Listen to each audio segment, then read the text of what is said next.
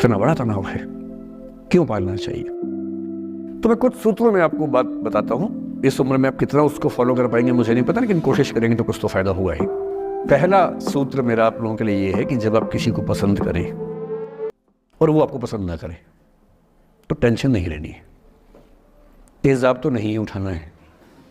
ठीक, कई लोग इस मूड में रहते हैं, मुझे पसंद नहीं करेगी, मुझे, मैं राजा हूं, मैं नवाब हूं, मुझे पसंद नहीं करेगी। अरे तू क्या है भाई, नहीं पसंद हो तो नहीं पसंद हो, ये क्या बात हुई?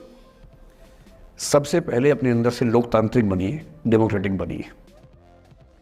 जैसे आपको हक है किसी व्यक्ति को पसंद करने का, उसको भी हक है किसी को पसंद या नापसंद करने का।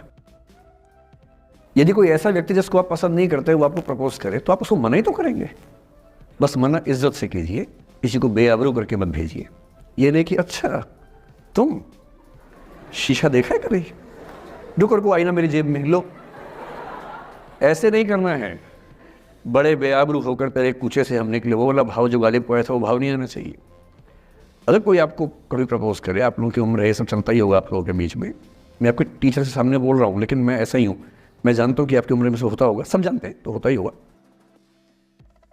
कभी किसी से ये उम्मीद मत करना कि वो आपको पसंद करे ही करे। यदि कोई रिजेक्ट करे, बस हाँ रिजेक्शन थोड़ा प्यार से होना चाहिए, बदतमीजी से नहीं होना चाहिए। उसके अधिकारों का उतना ही सम्मान कर रहे हैं जितना आप अपने अधिकार का सम्मान करते हैं कि ठीक है भाई आपको मैं पसंद नहीं, कोई बात नहीं, तू नहीं कोई और सही, कोई और नहीं कोई और सही, बहुत लंबी है जमी मिलेंगे लाख हंसी, इस जमाने में सनम तू अकेली तो नहीं। कितने लोग हैं दुनिया में, ऐसा क्या है?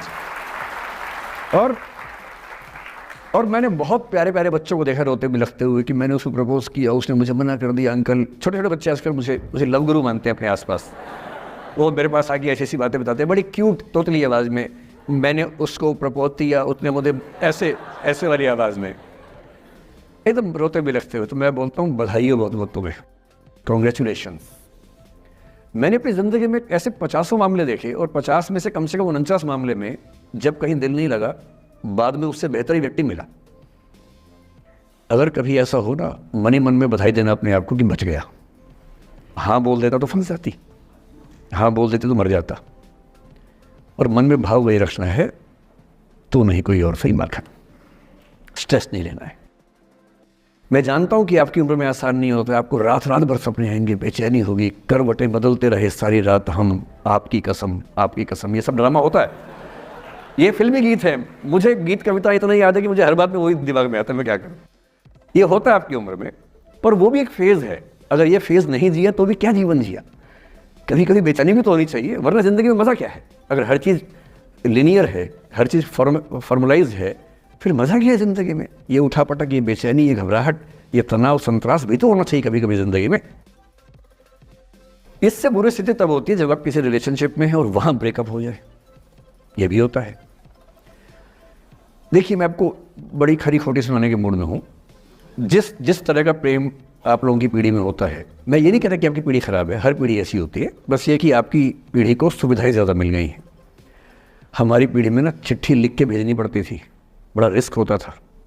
चिट्ठी लिखो कागज़ पे, फिर एक डाकिया ढूंढो भरोसे का, तो भरोसे वाला कुरियर बॉय या कुरियर गर्ल जाके चिट्ठी वहीं दे के आए जहाँ हमने कहा है। ये भी डाउट कहीं किसी और को दे के आ जाए, या कबूतर से बात करो, कबूतर जा जा जा, पहले प्यार की पहली चिट्ठी साजन को दिया। कबूतर का क्या भरोसा किसको दे के आ जाए। लेकिन कितना तनाव था उस ज़माने में। आपके ज़माने में क्या है, सीधे व्हाट्सएप निकाला, खटाक से भेज दिया मैसेज, और नंबर किसी से मांग लिया 1 सेकंड में। नंबर भी नहीं देना है तो किसी कौन सी ऐप होती है, मैंने सुना कुछ और ऐप्स होती है, मेरा नंबर वाली भी होती है, इंस्टा होता है, एक और भी तो कोई होती है वो जिसमें कार्टून जैसा मुंह बन जाता है, स्नैपचैट। हाँ, स्नैपचैट पे चले गए, मैंने सुना है कि उसमें नंबर भी नहीं देना पड़ता है, ऐसा कुछ चक्कर है, वहाँ ढूंढ लिया। किसी को कुछ कन्वे करना इतना आसान दुनिया में कभी नहीं हुआ था जितना आज आसान है। इन सब के ऊपर टिंडर है, बम्बल है, पता नहीं क्या क्या है, राइट लेफ्ट करते जाना है, उसी में कहानी शुरू। पर ये कहानियाँ जितने हल्के तरीके से शुरू होती हैं, मैं दावे से कह रहा हूँ कि 100 में से 99 अट्रैक्शंस 1 से 2 महीने में खत्म हो जाते हैं। क्योंकि आप जिसके प्रति अट्रैक्टेड थे ना, वो तो उसका बाहर का परसोना था। जहां परिचय गहरा होता है असलियत सामने आ जाती है, और जब असलियत सामने आती है झेलना बड़ा मुश्किल होता है। आपके सपने टूट जाते हैं। आप जिस छवि पे दीवाने हुए थे वो छवि तो सिर्फ छवि थी, वो तो इंसान नहीं था वैसा। 99% केसेस में मेरा ख्याल है कि अट्रैक्शन 1-2 महीने में समाप्त होता है, उसके बाद तो एक बोझ है जो आप ढो रहे हैं। कभी कभी होता है कि दोनों का खत्म हुआ तो बात आसान है, कभी कभी किसी एक का खत्म होता है, एक का नहीं होता है, वहां मामला मुश्किल हो जाता है। तो ऐसा हो सकता है आपके जीवन में कि दूसरा साथी आपका ये कहे कि भैया देखो, मैं तुम्हारे साथ कुछ महीने से हूं पर मुझे अब अच्छा नहीं लग रहा, मैं ब्रेकअप करना चाहता हूं। मैं आपसे ये निवेदन करूंगा कि ये मान के मत चलना कि उसने आपको धोखा दिया है, क्योंकि बच्चे तुरंत उस मुद्रा में आते हैं, अच्छा अब मैं कुल्हाड़ी उठा लूंगी, अब मैं तेजाब उठा लूंगा, तूने मुझे धोखा दिया है, तूने मुझे चीट किया है, you are a cheat, you are a liar, you are a पता नहीं क्या क्या, पता इंग्लिश में गालियां बड़ी सुंदर देते हैं बच्चे। मैं ये कहना चाह रहा हूं कि इस बात की संभावना मान के चलिए कि हो सकता है कि आपके साथ 2 महीने रहने के बाद सच में उसको ये लग जाए कि आपके साथ ट्यूनिंग ठीक नहीं है, या आपको लग जाए कि आपकी ट्यूनिंग उस व्यक्ति के साथ ठीक नहीं है। और किसी मुर्दा को अपने पास पकड़ के रखना उसका मजा नहीं है।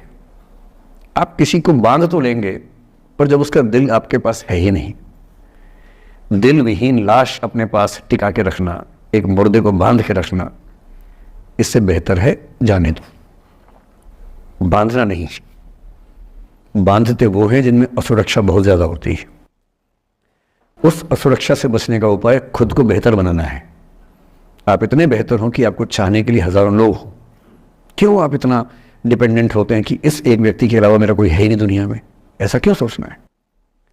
और ऐसे ही मामले में ये करना है वो अफसाना जिसे अंजाम तक लाना ना हो मुमकिन, उसे एक खूबसूरत मोड़ देकर छोड़ना अच्छा। और खूबसूरत मोड़ कैसे होगा?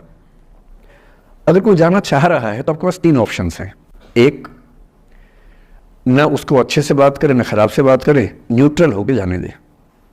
एक, उसको धमकी दे, बर्बाद कर दूंगा, छोड़ूंगा नहीं, तो निकल के देख घर से, तेरे एड्रेस पता करवा लूंगा, मेरे साथ 50 दोस्त हैं, मेरे सारे आवारा हैं, सारे बेरोजगार हैं, सारे कुंठित लोग हैं, सारे गुंडे मवाली हैं, उनका धंधा यही है, तेरे पीछे छोड़ दूंगा सबको। एक ही तरीका है। और तीसरा ये कि ठीक है यार, ऑल द बेस्ट, जा सिमरन जा, जी ले अपनी जिंदगी। अरे ठीक है, हो सकता है मैं तुझे ठीक नहीं लगा, कोई बात नहीं, लेकिन किसी से मिलो तो बढ़िया से मिलना, तेरी जिंदगी अच्छी हो। मैं भी ढूंढ ही लूंगा किसी न किसी को, थोड़ी हेल्प कर दी हो, कहीं इंट्रो करवा दी हो मेरी भी, लेकिन ठीक है तू भी जा। ये होता है खूबसूरत मोड़ देकर छोड़ना अच्छा। चिपकू नहीं बनना है किसी के पीछे, ना बोरा जाना है कि तुम जाओ, मैं तो दीवाना, स्थायी दीवाना हूं तुम्हारा। कोई जब तुम्हारा हृदय तोड़ दे, तड़पता हुआ जब तुम्हें छोड़ दे, तब तुम मेरे पास आना प्रिय, मेरा दर खुला है, खुला ही रहेगा तुम्हारे लिए। वाह। पहले के जमाने में बेरोजगारी का ये लक्षण था। हम जब छोटे थे ये गाने सुनते थे, हम ये सुन के बड़े हुए कि ऐसे ही करना पड़ता है शायद प्रेम में। तो हमारे स्कूल में लोगों ने इसका पैरोडी बनाई, जब कोई तुम्हारा सर फोड़ दे, तड़पता हुआ जब तुम्हें छोड़ दे, तब तुम मेरे पास आना प्रिय, ये क्लिनिक खुला है, खुला ही रहेगा तुम्हारे लिए, तो बस आ जाना।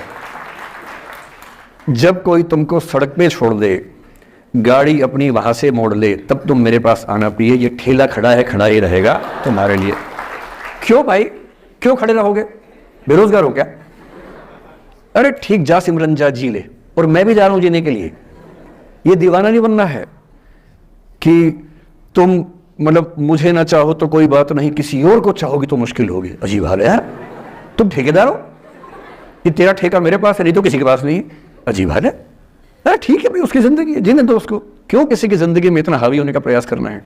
जब आप नहीं चाहते कि आपकी जिंदगी में कोई हावी हो, आप क्यों किसी की जिंदगी में इतने हावी होंगे? और जब बहुत दर्द हो ना, हमेशा दूसरे के पर्सपेक्टिव से भी सोच के देखिए कि उसको ऐसा क्यों करना पड़ा, क्या पता कोई मजबूरी हो।